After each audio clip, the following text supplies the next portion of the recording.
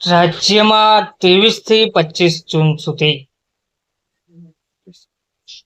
કન્યા કેળવણી શાળા પ્રવેશોત્સવ યોજાશે. સમગ્ર મંત્રીમંડળ સહિત સંધિ અધિકારીઓ આમાં જોડાશે. નમસ્કાર મિત્રો, સ્વાગત છે તમારું અમારી યુટ્યુબ ચેનલમાં. મિત્રો, રાજ્યમાં 100% સાક્ષરતાનું ધોરણ સ્થાપિત થાય તે માટે સરકાર દ્વારા યોજાતો શહેરી અને ગ્રામ્ય વિસ્તારનો શાળા પ્રવેશોત્સવ અને કન્યા કેળવણી મહોત્સવ 23 થી 25 જૂન દરમિયાન યોજાવા જઈ રહ્યો છે.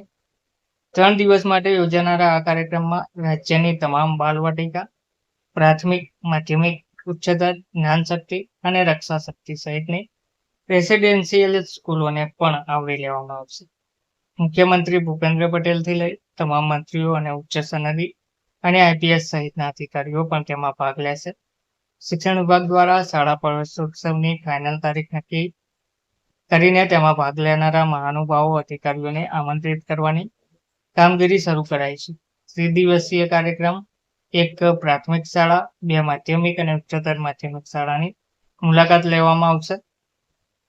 સચિવાલયના વિભાગોના વડા, આઈપીએસ અધિકારી અને સચિવાલય સંવર્ગ વર્ગ 1ના અધિકારીઓ પણ પ્રવેશોત્સવમાં ભાગ લેશે.